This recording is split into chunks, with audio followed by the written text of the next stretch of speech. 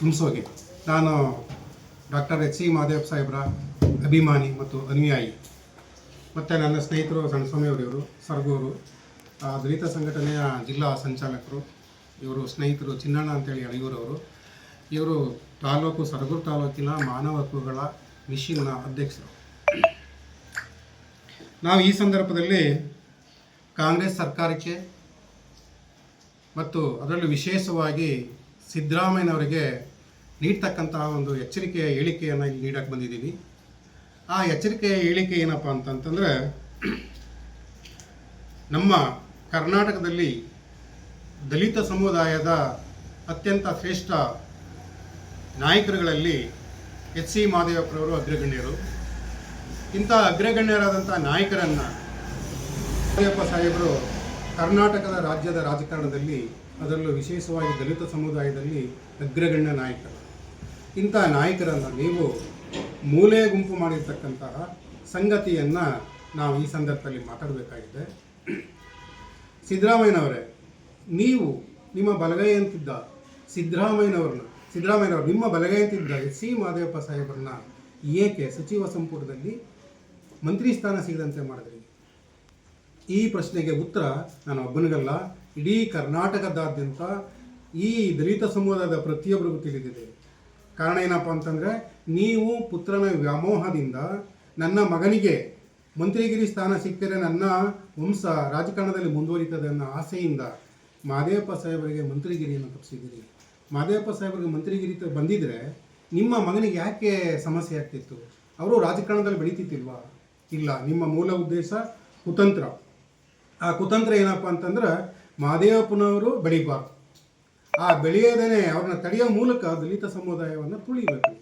ಅಹಿಂದ ಹೆಸರು ಹೇಳಿ ಅಲ್ಪಸಂಖ್ಯಾತರನ್ನ, ಹಿಂದುಳಿದವ್ರನ್ನ ಮತ್ತು ದಲಿತರನ್ನ ಬಳಸ್ಕೊಳ್ತಕ್ಕಂಥ ನೀವು ಅದೇ ಸಮುದಾಯಗಳನ್ನು ತುಳಿತಾ ಇದ್ದೀರಿ. ಅದಕ್ಕೆ ಸ್ಪಷ್ಟ ಉದಾಹರಣೆ ಎಚ್ ಸಿ ಮಹದೇವಪ್ಪ ಸಾಹೇಬರು. ಅವ್ರನ್ನ ತುಳಿಯೋದಕ್ಕೆ ನೀವೇ ಪ್ರಮುಖವಾದ ಕಾರಣ. ಅವ್ರಿಗೆ ಮಂತ್ರಿಗಿರಿ ಸಿಗದೇ ಇರೋದ ಕಾರಣ ನೀವೇ ಪ್ರಮುಖವಾದ ಕಾರಣ.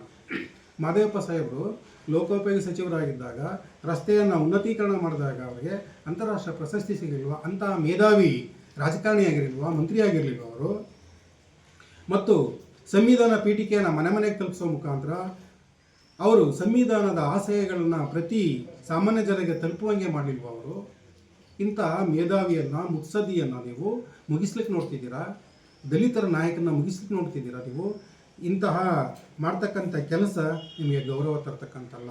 ನೀವು ತಂತ್ರಗಾರಿಕೆಯನ್ನು ಮಾಡಿ ರಾಜಕಾರಣದಲ್ಲಿ, ಆದರೆ ಕುತಂತ್ರವನ್ನು ಬಳಸಬೇಡಿ. ನೀವು ಮಾಡ್ತಕ್ಕಂಥ ಕುತಂತ್ರ ಮುಂದೊಂದಿನ ನಿಮ್ಮ ಮಗನಿಗೆ, ನಿಮಗೆ ತಂತ್ರವಾಗ್ತದೆ, ಕುತಂತ್ರವಾಗ್ತದೆ, ನೇಣಾಗ್ತದೆ. ನೀವು ನಮ್ಮ ದಲಿತ ಸಮುದಾಯವನ್ನು ಶೋಷಣೆ ಮಾಡಿದ್ದೀರಿ. ಮುಖ್ಯಮಂತ್ರಿ ಯಾಗೂ ಶೋಷಣೆ ಮಾಡಿದ್ದೀರಿ ಮತ್ತು ಈಗ ಮುಖ್ಯಮಂತ್ರಿ ಸ್ಥಾನದಿಂದ ಇಳಿದ ಮೇಲೂ ಶೋಷಣೆ ಮಾಡ್ತಾ ಇದ್ದೀರಿ. ನಮ್ಮ ಎಚ್ ಸಿ ಮಹದೇವಪ್ಪ ಅವರು ಬರೀ ಕೇವಲ ದಲಿತ ಸಮುದಾಯದ ನಾಯಕ ಅಷ್ಟೇ ಅಲ್ಲ, ಅವರು ಮೇಧಾವಿನೂ ಕೂಡ. ಕರ್ನಾಟಕದ ಅತ್ಯಂತ ಶ್ರೇಷ್ಠ ನಾಯಕರಲ್ಲಿ, ದಲಿತ ನಾಯಕರಲ್ಲಿ ಅತ್ಯಂತ ಶ್ರೇಷ್ಠ ಮಟ್ಟದಲ್ಲಿ ನಿಂತಕ್ಕಂಥವ್ರು. ಇಂಥವ್ರಿಗೆ ನೀವು ಮೋಸ ಮಾಡಿದ್ದೀರಿ. ಅವ್ರಿಗೆ ಆದಂತಹ ಜನಬೆಂಬಲ ಇದೆ, ಇಡೀ ಕರ್ನಾಟಕದಾದ್ಯಂತ ಇದೆ. ಅವರು ಮಾನವ ಸರಪಳಿಯನ್ನು ನಿರ್ಮಿಸುವ ಮೂಲಕ, ಬೀದರ್ನಿಂದ ಇಲ್ಲಿ ಚಾಮರಾಜನಗರ ಜಿಲ್ಲೆ ತನಕ ಮಾನವ ಸರಪಳಿಯನ್ನು ನಿರ್ಮಿಸುವ ಮೂಲಕ ಅಂತಾರಾಷ್ಟ್ರೀಯ ಪ್ರಜಾಪ್ರಭುತ್ವ ದಿನವನ್ನು ಆಚರಣೆ ಮಾಡಿಲ್ವ? ಇದು ಕೇವಲ ದಲಿತರ ಮಾತ್ರ ಆಚರಣೆ ಮಾಡ್ತಾರೋ? ಅಥವಾ ಅವರು ಸರ್ಕಾರದ ವತಿಯಿಂದ ಏನೇ ಸೌಲಭ್ಯಗಳನ್ನು, ಕಾರ್ಯಕ್ರಮಗಳನ್ನು ಮಾಡಿದ್ರೆ ಬರೀ ದಲಿತರು ಮಾಡ್ತಿದ್ರು, ಅವರು ಬೇರೆ ಸಮುದಾಯದ ಮಾಡ್ತಿರ್ಲಿಲ್ವ? ಹಿಂದುಳಿದವರು ಮಾಡ್ತಿರ್ಲಿಲ್ವ? ಅಲ್ಪಸಂಖ್ಯಾತರು ಮಾಡ್ತಿರ್ಲಿಲ್ವ? ಎಲ್ರಿಗೂ ಮಾಡ್ತಿರುತ್ತಾನೆ. ಅಂತಹ ಒಬ್ಬ ಮೇಧಾವಿಯನ್ನು, ಮುಂದಿನ ಮುಖ್ಯಮಂತ್ರಿ ಆಗ್ತಕ್ಕಂಥ ಅರ್ಹತೆ ಇರತಕ್ಕಂಥವ್ರನ್ನ ನೀವು ತುಳಿದು ಅವ್ರನ್ನ ಭಾಳ ನಿಕೃಷ್ಟವಾಗಿ ಕಂಡವ್ರನ್ನ ಕಡೆಗಣಿಸ್ತಿರಲ್ಲ. ಇದು ದಲಿತ ಸಮುದಾಯಕ್ಕೆ ಮಾಡಿದಂಥ ಅಪಮಾನ, ಅನ್ಯಾಯವಲ್ವ? ಇದಕ್ಕೆ ಪ್ರತಿಫಲವಾಗಿ ಮುಂದೊಂದಿನ ರಾಜಕಾರಣದಲ್ಲಿ ನಿಮ್ಮ ಸೋಲು, ನಿಮ್ಮ ಮಗನ ಸೋಲು ಖಂಡಿತ ಇದ್ದೇ ಇರ್ತದೆ. ಇದಕ್ಕೆ ದಲಿತ ಸಮುದಾಯ ಇಡೀ ಕರ್ನಾಟಕದಾದ್ಯಂತ ಎಚ್ಚೆತ್ತುಕೊಂಡಿದೆ. ನೀವು ಮಾಡ್ತಕ್ಕಂಥ ತಂತ್ರಗಾರಿಕೆಯನ್ನು ಅರ್ಥ ಮಾಡ್ಕೊಂಡಿದೆ, ಕುತಂತ್ರವನ್ನು ಅರ್ಥ ಮಾಡ್ಕೊಂಡಿದೆ. ಈ ದಲಿತ ಸಮುದಾಯದಲ್ಲಿ ಬುದ್ಧಿಜೀವಿಗಳು ಇದ್ದಾರೆ, ಜ್ಞಾನವಂತರು ಇದ್ದಾರೆ. ಮುಂದಿನ ದಿನಗಳಲ್ಲಿ ನಿಮಗೆ ವಿರುದ್ಧವಾಗಿ ನಿಮ್ಮನ್ನು ಸೋಲಿಸ್ತಕ್ಕಂಥ ಕೆಲಸವನ್ನು ನಾವು ಖಂಡಿತ ಮಾಡ್ತೀವಿ. ಅದನ್ನು ಗ್ರಾಮ ಪಂಚಾಯತಿ ಚುನಾವಣೆ, ತಾಲೂಕು ಪಂಚಾಯತಿ ಚುನಾವಣೆ ಮತ್ತು ಜಿಲ್ಲಾ ಪಂಚಾಯತಿ ಚುನಾವಣೆಗಳಿಂದನೇ ಆರಂಭಿಸ್ತೀವಿ. ಮಹದೇವಪ್ಪ ಸಾಹೇಬ್ರನ್ನ ನೀವು ಯಾವ ಕಾರಣಕ್ಕೂ ತುಳಿಯೋಕ್ಕಾಗಲ್ಲ, ಯಾವ ಕಾರಣಕ್ಕೂ ನೀವು ಕಡೆಗಣಿಸೋಕ್ಕಾಗಲ್ಲ.